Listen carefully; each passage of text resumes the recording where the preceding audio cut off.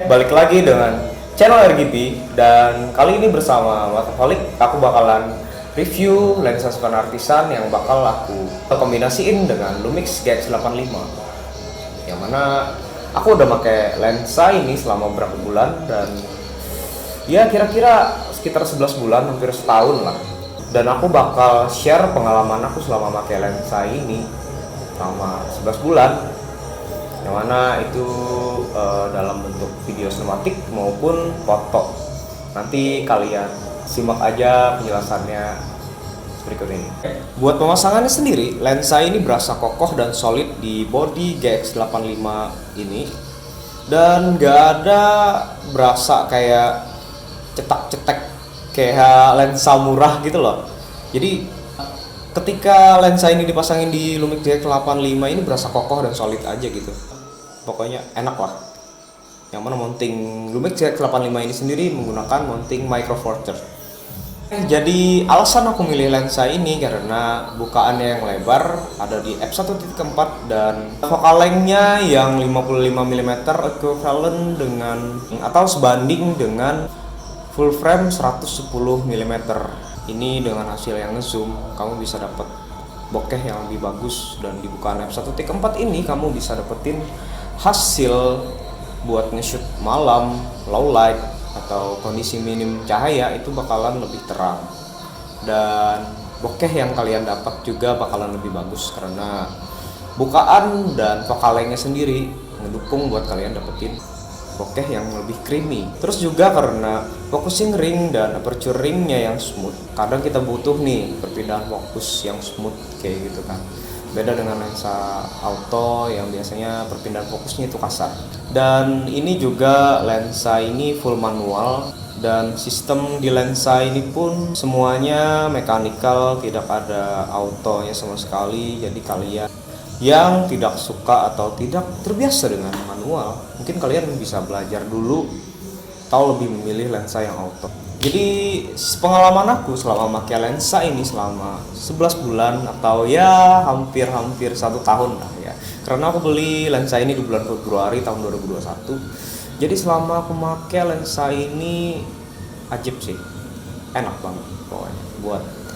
Buat sinematikan enak, buat foto juga enak, dan dibantu dengan 5 axis dari Lumix GX85 itu sendiri. Jadi lensa ini berasa lebih stabil di tangan kita, biarpun focal length-nya itu amat sangat ngezoom ya, karena dia bukaannya lebar f1.4 dan focal length-nya juga 55mm f1.4 ini. Ketika aku nge-shoot buat sinematik itu wow banget hasilnya, karena ya seperti yang kita tahu di kamera Micro Four Thirds ataupun Lumix GX85 ini ya, biasanya problem di Micro Four Thirds itu kan agak susah buat dapetin bokeh ya. Jadi bokeh di lensa ini berasa sangat-sangat creamy dan ajib banget lah pokoknya dilihat, nggak kasar gitu loh, karena ini ngezoom jadi bokehnya lebih ajib lagi.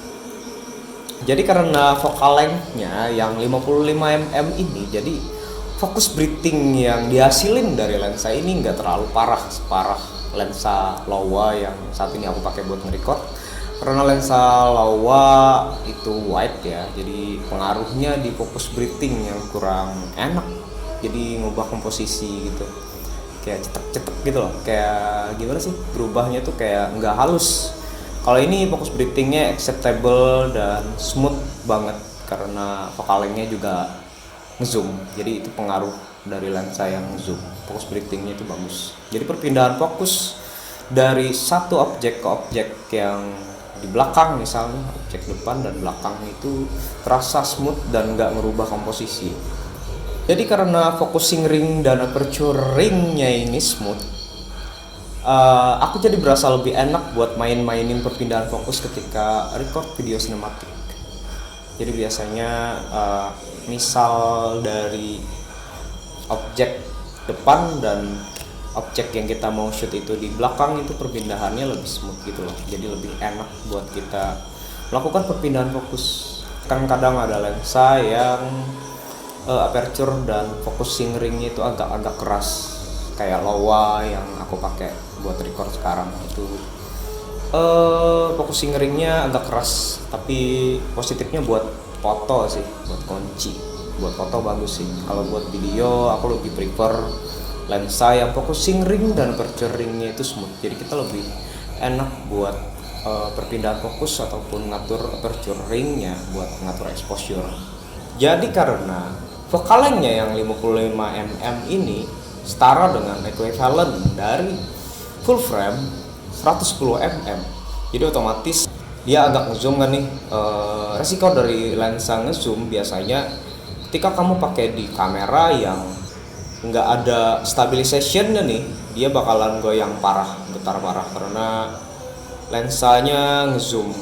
Jadi aku saranin buat kalian yang mau beli lensa ini ataupun kalian yang udah punya lensa ini, kalian nggak terlalu banyak gerak buat pakai lensa ini. Jadi biasanya aku pakai lensa ini buat shoot sinematik itu paling buat sinematik yang stay doang atau yang agak gerak kayak gini doang atau atas bawah gitu doang. Jadi kalau buat kalian yang lari-lari ataupun sambil jalan agak susah sih. Soalnya pengalaman aku gitu. Padahal kan Panasonic Lumix GX85 aku udah dibantu sama IBIS yang bikin lensanya stabil, tapi tetap nggak cukup sih. Aku tetap perlu gimbal kalau emang mau kejar-kejaran gitu loh selama pakai lensa ini.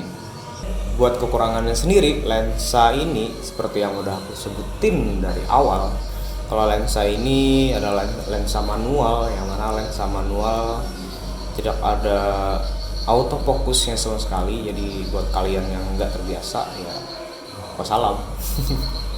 Tapi kalau buat kalian yang baru belajar, ini aku rekomendasiin banget lensa ini ya.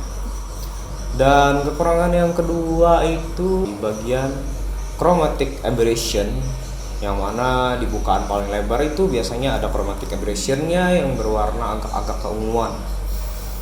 Jadi kalau buat foto biasanya bisa sih di bagian post processing kamu bisa hilangin chromatic aberration juga. Kalau buat kekurangan yang terakhir yaitu misal nih kamu ngetek dari jarak yang agak jauh, jadi hasilnya itu berasa kayak kurang fokus, agak-agak kurang fokus gitu sih. Itu pengalaman aku pas make ya.